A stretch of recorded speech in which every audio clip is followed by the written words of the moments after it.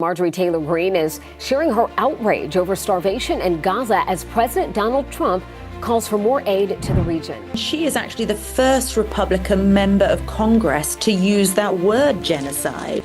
It should be our responsibility to create an environment, to create a system, to create an economy where everybody can get rich. A shocking shift in the GOP. In a move that stunned Washington, Representative Marjorie Taylor Greene, one of Donald Trump's most loyal allies and a prominent figure in the MAGA movement, has broken from her party's traditional stance on the Israel-Gaza war. On July 29, 2025, Greene became the first Republican in Congress to declare that what's happening in Gaza is genocide. This bold statement comes as the death toll in Gaza surpasses 60,000, and images of starvation, bombings, and displaced families fill global media. Greene didn't mince words. She said, "The genocide, humanitarian crisis, and starvation happening in Gaza is as horrific as the October 7th attacks." This wasn't just a soundbite. It was a direct rebuke of fellow Republicans who have downplayed the humanitarian toll of the war. Breaking party lines, a MAGA voice for Gaza. Greene's statement cuts against decades of Republican orthodoxy.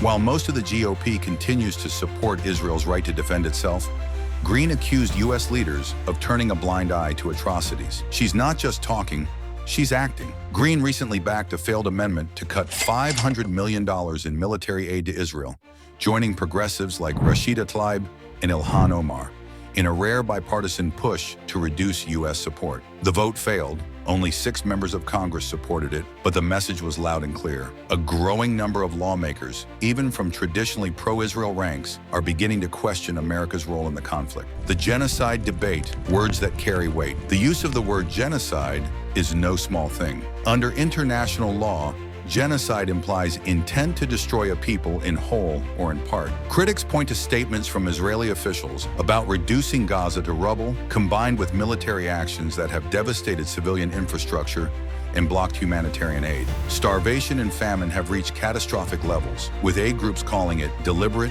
and weaponized. Greene's decision to invoke the term genocide aligns her with growing global outrage and against powerful voices in her own party. Why it matters? The MAGA divide on foreign policy. This isn't just about Gaza.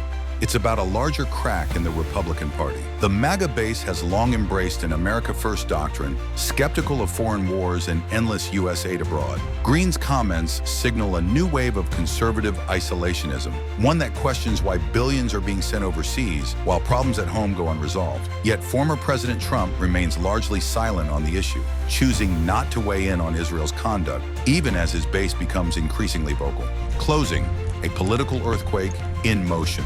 Marjorie Taylor Greene's condemnation of Israel's actions in Gaza as genocide marks a dramatic turning point, not just in American politics, but in how U.S. foreign policy is being challenged from within. Her words have ignited fierce debate, exposed deep divisions, and forced both Democrats and Republicans to confront uncomfortable questions. Whether you agree with her or not, one thing is clear. The conversation around Gaza has changed, and Greene has forced it into the heart of American political discourse.